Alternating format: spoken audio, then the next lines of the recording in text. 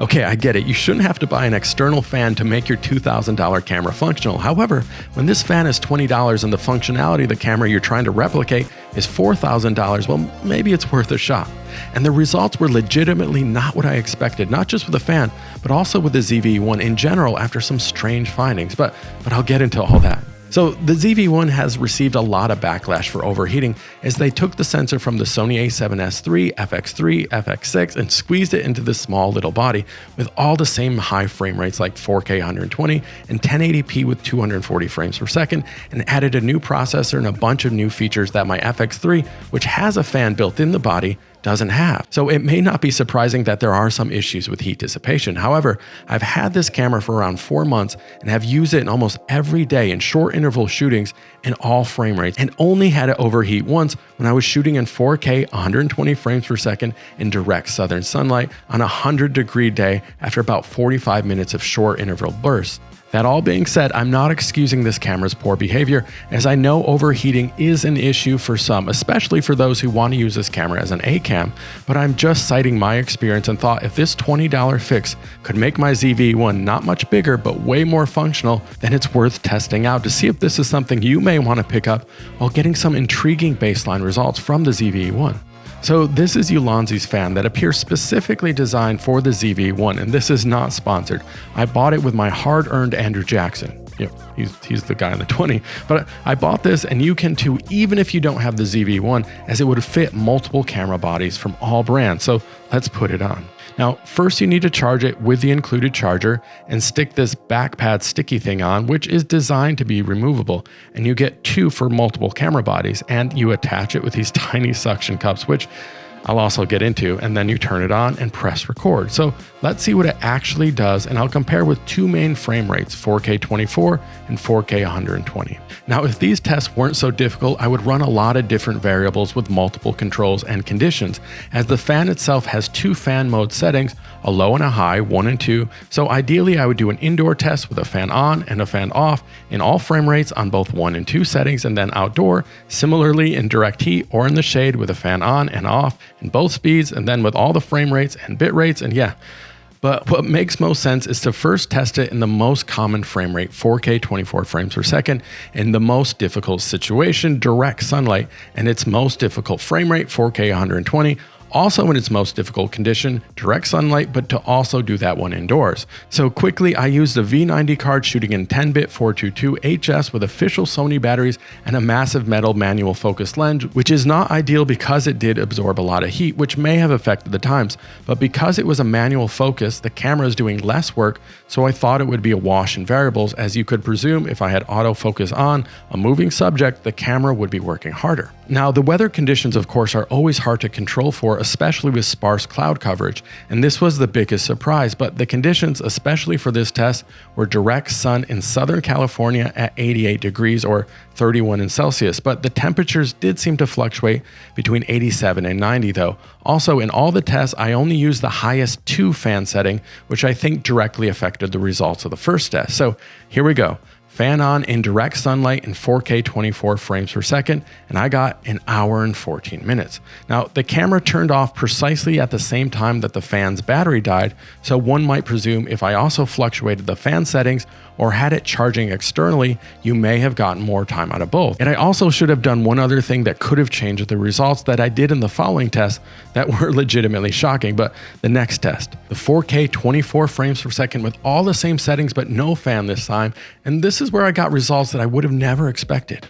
Now, with no fan, indirect sun at 16 minutes, the temperature warning went on, and it is very possible that this was the hottest time of day with no clouds moving overhead. Now, the camera then turned off at 20 minutes. This is not great, but, and this is what it surprised me, just for whatever reason, I decided to just let the camera rest for like less than 2 minutes and immediately pressed record again and just let it run.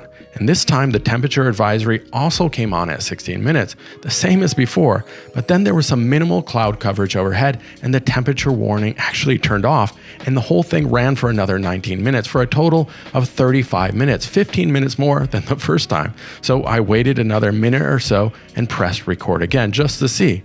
Now, after 8 minutes, the high temperature warning went on again, but also again, a cloud went overhead. The warning went off at about 13 minutes. Then as the sun came back out at full strength at 32 minutes, the high temperature warning went back on, but the camera ran for another 6 minutes for a total of 38 minutes, which means each time I got a longer runtime. And in 3 intervals with the most brief breaks, like a minute or so in between, I got an hour and 28 minutes in total. And then I just decided to stop testing to move on to the next setup. So imagine if with a fan, I let it rest for a minute, or I had the fan and battery trickle charging off an external battery, and maybe even had an umbrella covering the ZV-E1, it probably would have ran all day. Now, if you're a wedding videographer, you might give this some thought, but at any rate, the fan does seem to work in 4K 24 frames per second, but does it work at any frame rate?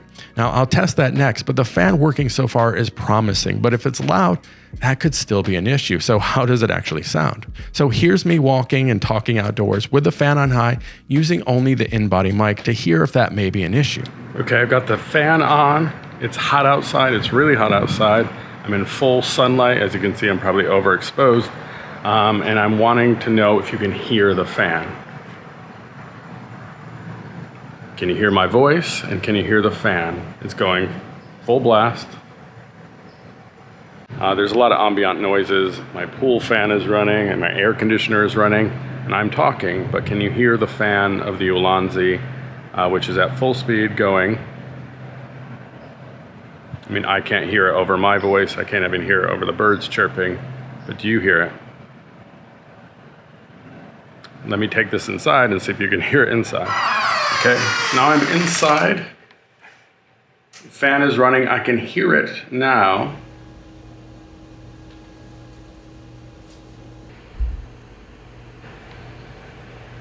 But can you hear it? So let's go back outside and kick this thing into 4K 120 frames per second, first with a fan. And the only variable I changed up is I put on a small plastic lens, but turned off the autofocus as well, just cause. So with the fan on and the highest power of 2 in direct sunlight, same as all my other tests, the first interval was almost 6 minutes of 4K 120, which isn't very long, but that would be over 30 minutes of slow motion footage. So then I let it rest for about a minute and a half and turned it back on again, and got almost another 3 minutes, which again is 15 minutes of slow motion. This is not great, but I personally never shoot for longer than a minute of 4K 120.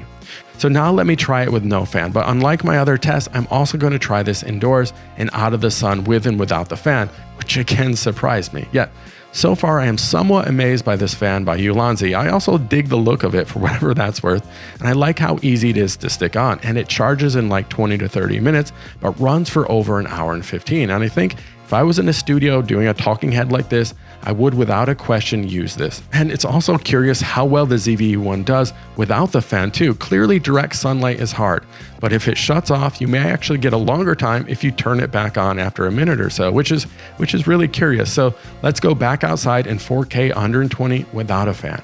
Now, a cloud moved overhead, another confounding variable that's hard to control for, but the first go I got only 4 minutes, and then again I rested it for a minute and pressed record. And for me, this is somewhat conclusive that the fan does work. And 4K 120 on a hot day is hard, so I got only a minute and 20 seconds the second time, which is a third of the runtime with a fan. Yet let's see how it does with better conditions and test 4K 120 inside, which was much more impressive.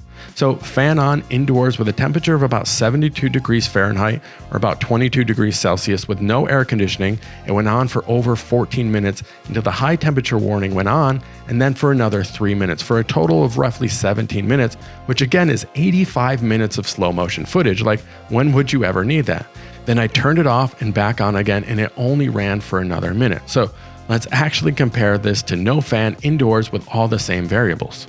And this time, the high temperature warning did not even come on. It just shut off at 7 minutes and 22 seconds compared to over 17 minutes. And then even crazier, I let it rest exactly how I did before and recorded for only like 3 seconds, if that, before shutting down. So the fan clearly works and I have no complaints. Well, I do have a small one, or actually 6 small ones, those little suction cups. But I have a little bit of a workaround. So for $20, this is an easy recommendation for me as it increases the functionality of this camera. It's portable, lightweight, easy to use. However, those suction cups can lose their suction, Sometimes. So what I do is I press them in real good and I close the screen against the fan a bit, which helps hold it on.